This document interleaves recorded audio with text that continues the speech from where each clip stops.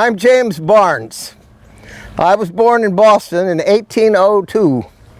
After I graduated from the Boston Latin School, by the good offices of Senator Daniel Webster, I was awarded an appointment to the United States Military Academy at West Point, New York. I graduated with the famous class of 1829, along with Robert E. Lee, Joseph E. Johnston, and Albert G. Blanchard of Charlestown, Massachusetts. I placed fifth in a class of 46 cadets. I was commissioned a lieutenant, and I took part in the Black Hawk expedition and was also stationed at Charleston Harbor and at Fort McHenry. But I returned to the academy to teach French. I am Charlotte Adams Barnes, Sanford Barnes. I was born in Westmoreland County, Virginia in 1808. Like three of my sisters, I married a military man. James and I were married in 1832 in West Point, New York, where James was an instructor in French and tactics at the academy. James and I had two children before 1836. That was when he resigned his Army commission. West Point graduates were engineers and much in demand by the railway companies. James worked for the Western Railroad, later the Boston and Albany. That's when we came to Springfield. My sister Irene was first married to an Army surgeon, Dr. John Emerson.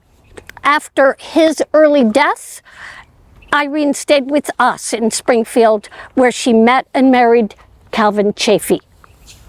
After more than 20 years as a civilian, I was well settled with my wife and family in Springfield. We lived on Maple Street and were congregants at Christ Church, with one of the $60 per year pews in the front of the church. Then in 1861, my country called me back to service in the Army. In July of that year, I was commissioned a colonel in the 18th Massachusetts Infantry. James's regiment joined the Army of the Potomac during the Peninsula Campaign, but saw no combat. Praise the Lord. He was also at the bloody battle at Antietam and remained out of action. In December of 1862, at the Battle of Fredericksburg, I was fully involved in the action.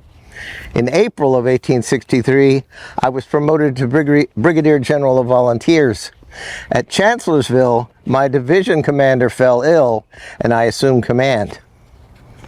At the Battle of Gettysburg in July of that year, James was 61 years old.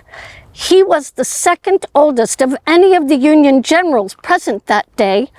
During that battle, James received a wound in his leg, which would follow him for the rest of his days.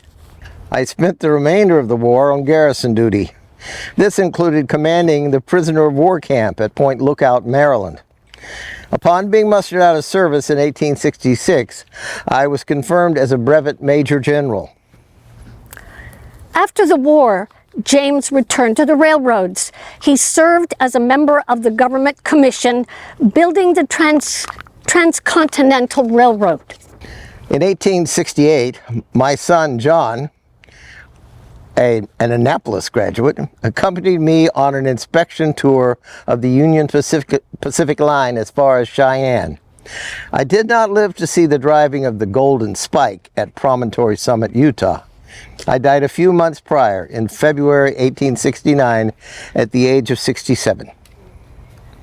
James did live to see the wedding of our daughter Emily and Mr. Humphreys at Christ Church.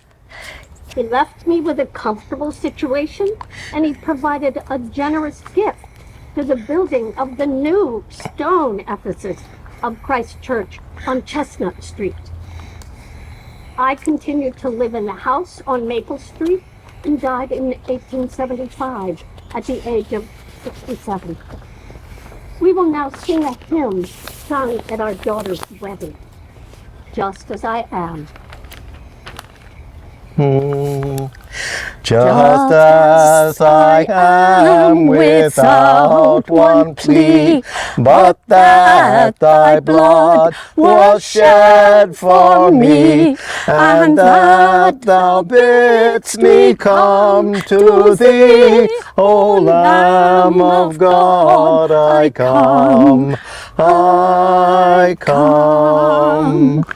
Just as I am, though tossed about with many a conflict, many a doubt, fightings and fear within, without, O Lamb of God, I come, I come. Just as I am, thy love unknown has broken every barrier down. Now to be thine, yea, thine alone, O Lamb of God, I come, I come.